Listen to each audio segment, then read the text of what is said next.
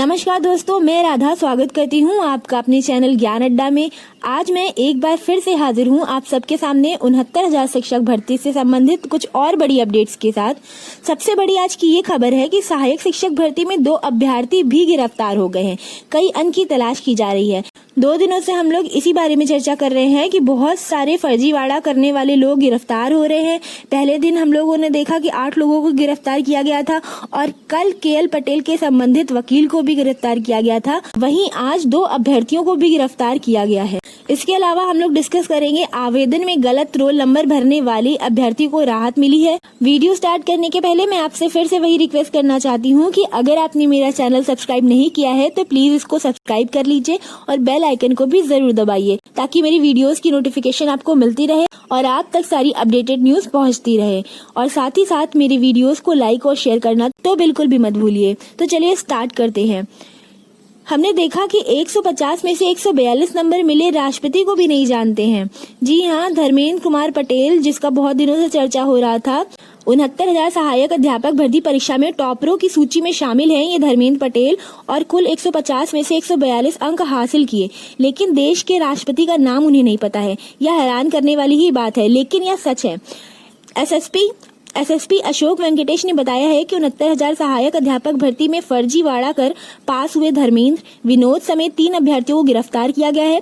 पूछताछ में पता चला है कि धर्मेंद्र को भर्ती परीक्षा में 150 में से 142 नंबर मिले थे। एसएसपी ने धर्मेंद्र से जब पूछा कि देश का राष्ट्रपति कौन है तो इसका जवाब नहीं दे सके। इसके बाद सामान्य ज्ञान के सवाल पूछे गए, लेकिन वह जवाब नहीं दे पाया। एसएसपी का कहना है कि उसकी खामोशी बता रही थी कि वह सहायक शिक्षक भर्ती में कैसे टॉपरों की सूची में शामिल हो गया है। एसएसपी ने बताया है कि आरोपियों के पास से मिली डायरी में 20 अभ्यर्थियों के नाम सामने आए हैं। इनमें 18 का चयन होने का पता चला है। अभी सिर्फ 3 पकड़े गए हैं। अन्य 17 की तलाश की जा रही है। उनके बारे में पता लगाया जा रहा है। उनकी गिरफ्तारी के बाद बाकी चीजें सामने आ सकेंगी। 69,000 सहायक शिक्षक भर्ती के अभ्यर्थियों ने परिणाम आने के बाद से ही धांधली का आरोप लगाया था। फूलपुर, सोराव, भरिया आदि क्षेत्रों में अभ्यर्थियों ने सबसे ज्यादा अंक पाए हैं। आरोप था कि लगभग 24 अभ्यर्थियों ने 140 नंबर पाए हैं, जबकि टीईटी में 70 से 80 अंक थे। आरोप लगाया गया था कि पूर्व जिला पंचायत सदस्य डॉक्टर कृष्णलाल पटेल ने अपने करीबियों को फर्जीवाड़ा करके ज्यादा नंबर दिलाए हैं। पेपर आउट से लेकर कई तरह की सेटिंग का भी आरोप था। वहीं कुछ न्यूज़पेपरों में 3 अभ्यर्थियों को पकड़े जाने की भी बात कही गई है। इसके हिसाब से धर्मेंद्र और विनोद के अलावा होलागढ़ के अमरनाथ को भी गिरफ्तार किया गया है। पकड़े गए तीनों अभ्यर्थियों ने मायावती से 12 लाख रुपए में नौकरी पाने के लिए सेटिंग की थी। लाखों रुपए एडवांस भी दिया गया था। अब तक पुलिस कार्यवाही करते हुए लगभग 24 लाख रुपए और कई लग्जरी गाड़ियां बरामद कर चुकी है। बीते कुछ दिनों से हम लोग देख रहे हैं कि कैसे 69,000 शिक्षक भर्ती में धांधली हुई है और एक एक करके इसके सारे राज खुलते जा रहे हैं। कभी हम देख रहे हैं कि धांधली करने वाला गिरोह पकड़ा जा रहा है, तो आज हमने देखा कि कैसे अभ्यर्थी भी अब धीरे धीरे करके पकड़े जा रहे हैं। अगर इसी प्रकार से सबूत मिलते रहे तो सरकार जाहिर सी बात है कोई न कोई कदम उठाएगी, क्योंकि कल ही शिक्षा मंत्री जी ने बोला था कि अगर धांधली से रिलेटेड कोई भी सबूत मिलते हैं तो हम इसकी बड़ी जांच करवाएंगे और इसमें शामिल होने वाले दोषियों को सजा दी जाएगी। इन नकल माफियाओं की वजह से ही ईमानदार छात्रों का चयन नहीं हो पाता है और उनको सिर्फ निराशा हाथ लगती है, क्योंकि जिनके पास पैसा है वो तो पैसा दे करके अपना चयन करवा लेते हैं, लेकिन जो गरीब ईमानदार छात्र हैं वो हमेशा हर जगह रुक जाते हैं, क्योंकि मेहनत करने के बाद भी उसका फल उनको मिल नहीं पा रहा है। क्योंकि अगर ऐसे नकल माफिया सक्रिय रहेंगे और अभ्यर्थी उनको 2 से 4 लाख, 7 लाख, 8 लाख रुपए दे करके अपना चयन करवा लेंगे तो पढ़ाई लिखाई करना तो बिल्कुल से बर्बाद है। क्योंकि अगर आप इतनी मेहनत कर रहे हैं, रात रात जाग के आप 14 सब्जेक्ट पढ़ रहे हैं, तो उसका कोई फायदा ही नहीं है, क्योंकि सिर्फ 7-8 लाख रुपए देने से आपका चयन हो जा रहा है और आपको 150 में से 142 अंक मिल जा रहे हैं, जो कि अगर आप ईमानदारी से पढ़ाई करिए तो आपको शायद सालों लग जाएंगे, या सालों कह सकती, बहुत ही असंभव बात है कि आपको 150 में से 142 अंक मिले। तो लोग किस तरह से फर्जीवाड़ा कर रहे हैं या बार बार हम सभी के सामने आ रहा है। इसके अलावा एक और बड़ी न्यूज है कि एक साइंस टीचर 25 स्कूलों में एक साथ पढ़ा रही थी। ये भी बहुत चौंकाने वाली खबर है कि रायबरेली जिले में शिक्षा विभाग में एक गड़बड़ी का मामला सामने आया है। आरोप है कि यहां कस्तूरबा गांधी बालिका विद्यालय में तैनात एक महिला शिक्षक ने एक साथ 25 स्कूलों में नौकरी की। इस दौरान उसे सभी स्कूलों से वेतन भी मिलता रहा। 13 महीने में महिला शिक्षक को कुल 1 करोड़ रुपए का भुगतान किया गया। हैरान करने वाली बात यह है कि महिला शिक्षक ने एक ही समय में अपनी हाजिरी भी दर्ज कराई है। अब शिक्षा विभाग इसकी जाँच कर रहा है। मैनपुरी की रहने वाली महिला शिक्षक अनामिका शुक्ला कथित तौर पर प्रयागराज, अंबेडकर नगर, अलीगढ़, सहारनपुर, बागपत जिले के KGBV में 1 साल से ज्यादा समय से नियुक्त है।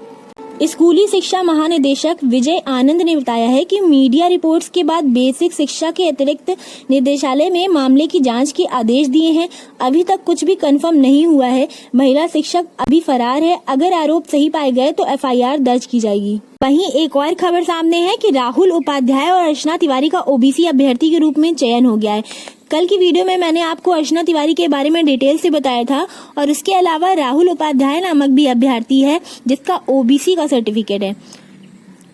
वहीं इसके अलावा राहुल उपाध्याय नामक भी एक अभ्यर्थी है जिसका OBC में सिलेक्शन हो गया है। अगर इनका नाम राहुल उपाध्याय है तो कैसे इनका सिलेक्शन OBC में हो गया है, यह बात अभ्यर्थियों के बीच में चर्चा का विषय है। जातिवार आंकड़े पर साइबर सेल में शिकायत भी की गई है। बेसिक शिक्षा परिषद ने 69,000 सहायक अध्यापक भर्ती में सोशल मीडिया पर चयनित अभ्यर्थियों के जातिवार भ्रामक आंकड़े प्रसारित करने के मामले में यूपी पुलिस की लखनऊ स्थित साइबर सेल में शिकायत दर्ज कराई है। परिषद के उप सचिव अनिल कुमार ने आरोप लगाया है कि कुछ असामाजिक तत्व सोशल मीडिया पर चयनित अभ्यर्थियों के जातिवार आंकड़े जारी कर अभ्यर्थियों को भ्रमित कर रहे हैं। उन्होंने कहा है कि परिषद ने भर्ती का परिणाम जारी करने में आरक्षण की नियमावली का पूरी तरीके से पालन किया है। परिणाम NIC द्वारा तैयार सॉफ्टवेयर से जारी किया गया है। इसमें कहीं भी मानवीय हस्तक्षेप नहीं है। उन्होंने मामले की जांच कर कार्यवाही करने का आग्रह किया है। आपको बताते चलें कि अगर राहुल उपाध्याय और अर्चना तिवारी जैसे अभ्यर्थी प्रमाण पत्र नहीं दिखाएंगे तो उनका चयन निरस्त हो जाएगा। परीक्षा नियामक प्राधिकारी सचिव अनिल भूषण चतुर्वेदी ने कहा है कि अभ्यर्थियों ने ऑनलाइन आवेदन पत्र में स्वयं को OBC अभ्यर्थी ही अंकित किया है। अब काउंसलिंग इसलिए ही कराई जा रही है ताकि यह सत्यापित हो जाए कि अभ्यर्थियों ने परीक्षा में आवेदन पत्र में जो तथ्य प्रस्तुत किए हैं वह सत्य है या नहीं। उन्होंने कहा है कि इनका चयन OBC अभ्यर्थी के रूप में हुआ है। यदि OBC का प्रमाण पत्र नहीं हुआ तो उनका चयन निरस्त हो जाएगा। चतुर्वेदी ने कहा है कि ऑनलाइन फॉर्म भरने पर एक घोषणा पत्र देना होता है। जो भी अंकित किया गया है उसे चेक कर लिया है। आज की एक और बड़ी खबर है कि आवेदन में गलत रोल नंबर भरने वाली अभ्यर्थी को राहत भी मिली है।